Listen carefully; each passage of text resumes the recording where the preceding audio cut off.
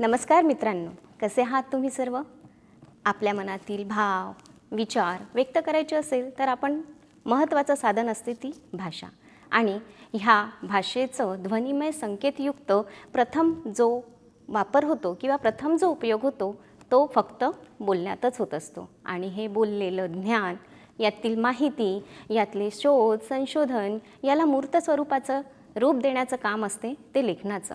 आणि लेखनासाठी जी आपल्याला प्राप्त झालेली आहे ती देणगी म्हणजे लिपी. अशा भाषा अनेक आहेत, परंतु आपल्या महाराष्ट्राची अभिजात भाषा, राष्ट्रभाषा, राज्यभाषा मराठी. महाराष्ट्राची राज्यभाषा मराठी आणि या मराठीमध्ये 52 वर्ण आहे. एक उच्चार, एक वर्ण आणि एक ध्वनी, यामुळे विद्यार्थ्यांना स्पष्ट वाचन आणि स्पष्ट लेखन करणे अचूक होत असते. आपल्या भाषा शिक्षणातील 4 महत्त्वाची कौशल्ये म्हणजेच श्रवण, भाषण, वाचन आणि लेखन. तर जेव्हा आपण लेखनाकडे जात असतो तेव्हा ती कला अवगत करावी लागते आणि त्याकरिता आवश्यकता असते ती वर्णांची. आणि ह्या वर्णांची ओळख आपण प्राथमिक स्तरातच विद्यार्थ्यांना करून देत असतो.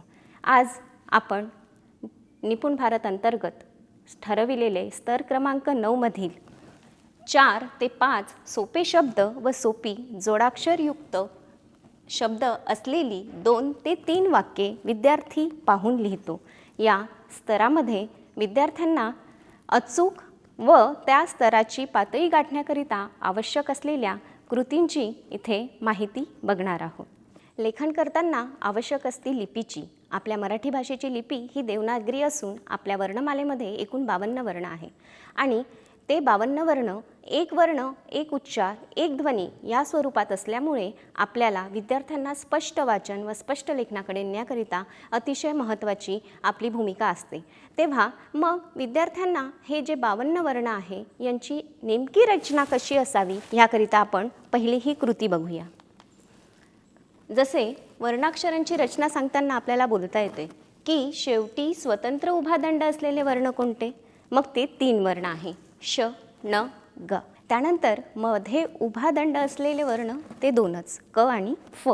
त्यानंतर आपण बघू शकतो उभ्या दंडाला जोडलेले शेवटी उभा दंड असणारी व्यंजने ही आपण बघू शकता 18 या संख्येत आहे. त्यानंतर अर्धा उभा दंड असलेली व्यंजन छ, ल, ळ. त्यानंतर कोणताही दंड नसलेले वर्ण हे र आहे.